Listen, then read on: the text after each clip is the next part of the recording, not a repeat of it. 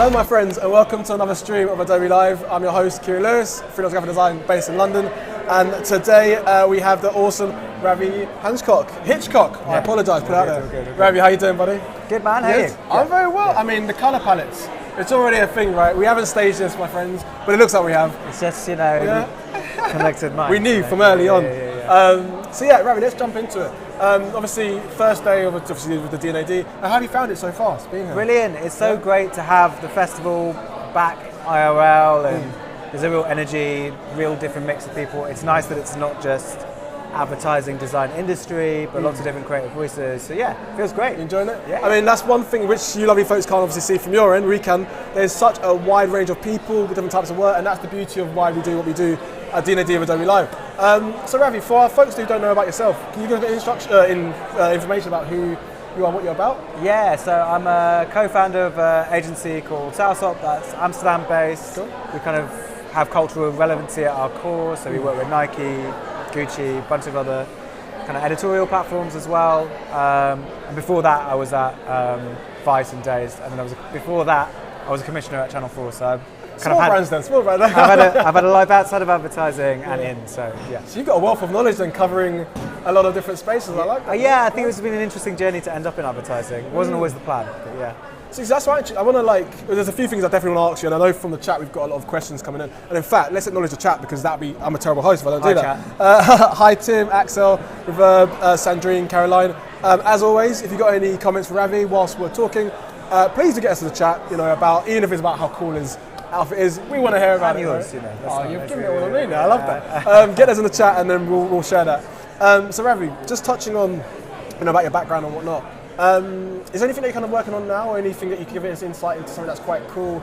Maybe that, or if you can't, that's fine. But the type of work that you tend to do on an everyday basis. I mean, we're doing a lot of Nike projects, a mixture of campaigns, editorial work, different extensions for their different channels. We're working on a lot of CSR with Gucci, so kind of their purpose and how they're kind of showing up in the kind of diversity space, which is cool. But then we also, with my editorial background as well, love to do editorial projects. We just gave a talk here about Woo, so I'm kind of creative director at large for that company as well. So yeah, it's a mixture of documentaries, entertainment, and then more classic advertising. And you touched on, which is interesting, I mean, obviously with diversity within our space, and I know that's something that's quite heavily with the work that you do. I mean, the beauty of Adobe Live is that we have a wide range, whether it's students, grads, people who are just starting out in the industry, right, tuning in. Is there any maybe advice that you could give for students who are quite maybe a bit shy in terms of going into spaces, maybe people that don't necessarily look like us in that space? Is there anything that you can kind of give them a bit of, based on maybe experiences or advice or tips? I think it's also, don't be afraid to kind of send your work through and ask for help. It's much easier when you ask for help than ask for do you have a job going, blah, blah, blah. It's very transactional, but it's really hard to say no if someone's like, hey, I'm in this position, I'm thinking of starting out, I'm looking for a mentor, blah, blah, blah. And I've actually started quite a few mentoring relationships that way, where someone's like, okay, I'm in this space right now, what would you do? So I think actually don't be afraid to reach out. The right people will respond. I like that. And actually, it feels like when you just said that idea of not transactional, that's something that maybe is a bit ingrained in us from maybe even when we're starting from young, university days or wherever.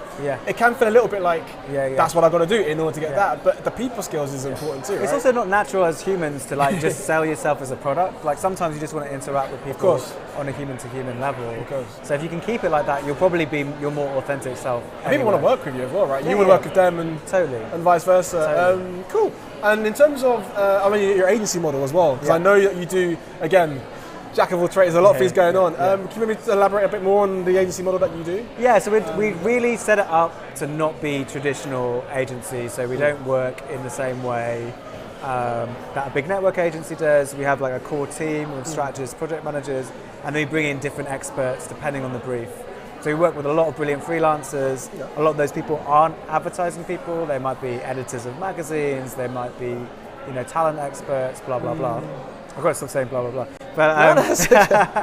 But yeah, that way we really believe in cross-pollination of different ideas, different industries to get to new work. Sure, it keeps it probably fresh and healthy, because it's a bit of a, I don't know, catch-22 is the right word, but the idea of we may have been in situations where it's very, maybe a certain type of looking people in one space, and actually ideas don't really necessarily come uniquely because we're all in that same ballpark. It's also about representation as well. So, you know, I'm a creative at heart and I love working on lots of different projects, but, you know, we're working on a pride brief for a client at the moment, and it was really important. We've got an all-queer team.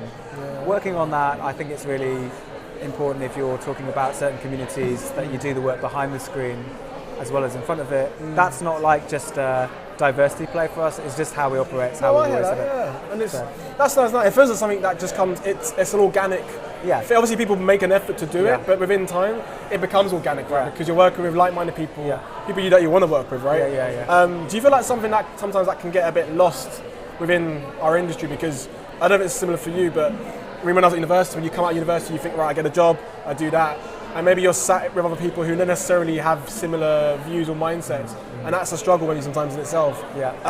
Do you find that now with having your own agency, that because you're actively going out your way to find things, it's a little bit easier when it comes to thinking of ideas and maybe getting things in motion? Does that become a bit more? I mean, it's much easier when you're running your own shop, but then obviously with your clients and stuff, there's still that battle, and it's a bit, I mean, this comes later on in your career with more experience, but it's picking your battles and how to fight them. But it's really easy to forget about representation when you've got a limited budget or time. People go for the easiest option.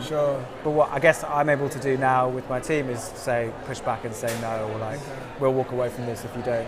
And that's bold as well, because that's not necessarily sometimes, that creative confidence, right, has to come into play, which I admire, because I feel like not everyone has that mentality sometimes. But you've got to pick. I mean, you've got to pick your moral guidelines, and I think we wanted to do that.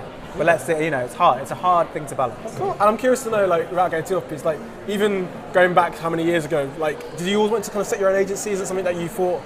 I mean, even education. Did you study? Are you self-taught? What's your kind of background with? Absolutely had no intention of starting an agency, of becoming, going into advertising. You know, I studied history at university. Really? I went into feature film first, and then got into documentary before going to Channel 4.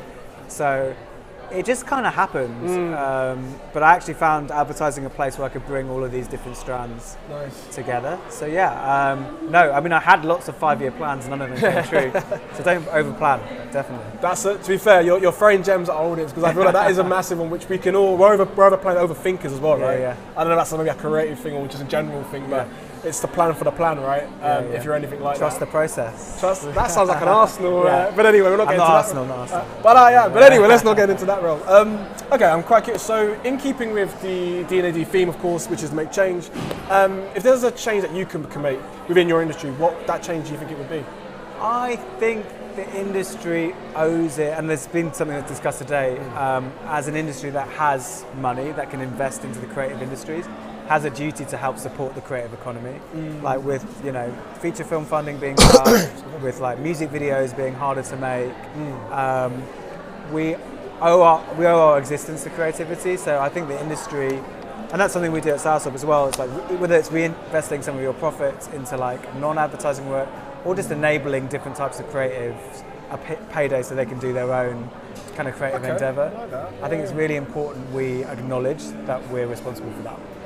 That's interesting, and I feel like even for students and grads, or even just those starting out watching that is something that maybe they can take a bit of, I guess, solace in realising that hopefully could be a thing one day, because that's the thing, right? In our industry, it's a difficult thing to get into, right? And we've got to enjoy what we do, but as you know, not necessarily that is the case, right? Depending on the type of work you do and the space that you're in. So that's always interesting hearing those perspectives.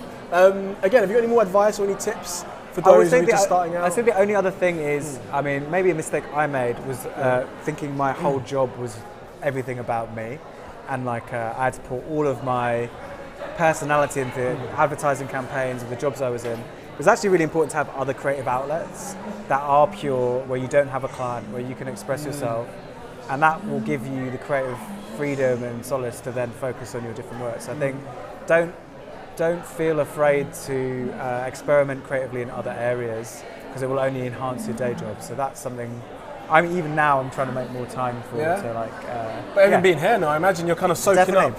all of the Definitely. people, but also the work. Right? Definitely, and it's also like you forget when you're on the treadmill to actually get inspired and go and see things. You think you're not being productive. That is being productive. Like very true. Getting inspired. So. Well, actually, that kind of takes me quite nicely actually into a few, because you've definitely got some time left. But you mentioned this idea of like going away sometimes to become more, inspired, creative. I guess with the day and age, obviously before lockdown and whatnot, and people being at home a little bit more and coming out now.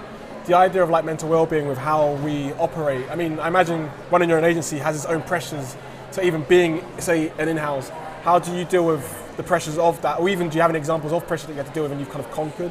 Which is a very big question. But it's also just, I actually took 6 weeks off for the first time in my career recently, and I thought the whole house would burn down. But like my whole team, just the garden, that's it. Yeah, my whole team stepped up, they owned it, and it's a kind of like. Letting go of all of these rules of like, oh my God, I've got to be productive all the time. Now, of course, you have to work hard, but you can also draw boundaries. And I think that's really important if you want to protect your energy levels, because there's only so much you can give before you become unproductive. So you can work for 40 hours, but maybe only 7 of those you're giving your best. So actually protecting that 7 hours and being the best you can be in those, and then protecting the boundaries around it. I like that. That's something I've only learned recently. So.